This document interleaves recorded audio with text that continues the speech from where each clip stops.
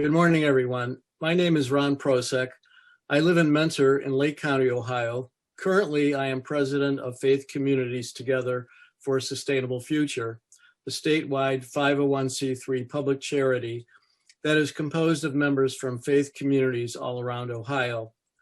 I have been working on oil gas issues since 2008, when a gas drilling rig suddenly appeared in the middle of our city, about 100 feet from the door of a large apartment complex that included a sheltered workshop for the developmentally disabled. This led me to become involved in issues relating to conventional vertical wells in Northeast Ohio, and later on with deep shale horizontal wells and Class II frac injection wells all around Ohio.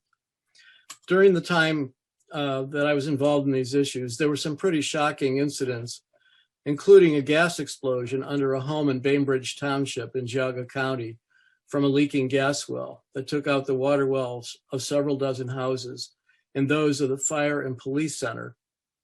Another incident was a large hydrogen sulfide leak from a gas well that drifted some distance and settled on a home in Concord Township in Lake County that was badly contaminated and which sickened some of the occupants.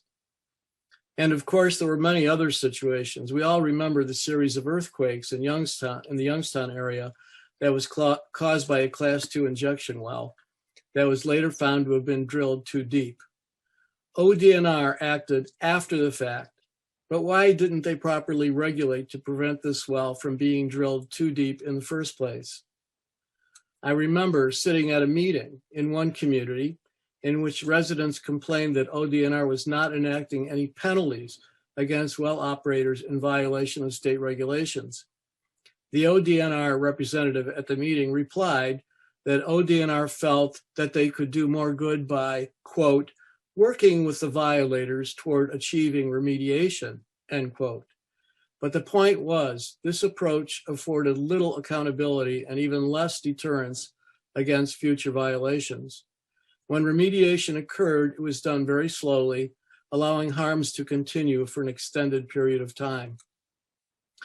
Before the pandemic, my organization, FACT, participated in a public meeting at a church in Jefferson in Ashtabula County.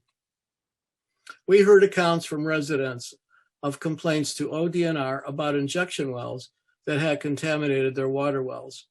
Several displayed samples of horribly discolored water taken from their taps, as well as sludge-filled filters from their water intakes from their wells, harms they attributed to the numerous Class II injection wells throughout Ashtabula County.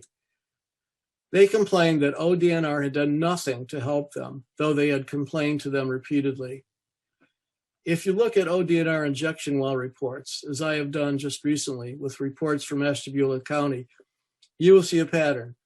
A violation is noted and the remediation process is prolonged over many months, and no penalties, no fines, and no revocation of permits. One of the main problems is that under Ohio's oil and gas law, ODNR is assigned two conflicting responsibilities: to promote oil and gas development and to enforce oil and gas rules and regulations. This is an obvious conflict of missions. I remember sitting in a conference room in the state capitol about 10 years ago with the governor's chief of staff and several other state officials. I made the comment that having ODNR financed by well permits is a conflict of interest. The governor's chief of staff seemed taken aback, but then replied, quote, well, the governor has made it clear that he wants ODNR and other state agencies to pay for their own operations as much as possible, end quote. I was shocked at this reply. It told me that the state didn't care about this conflict of missions and this conflict of interest.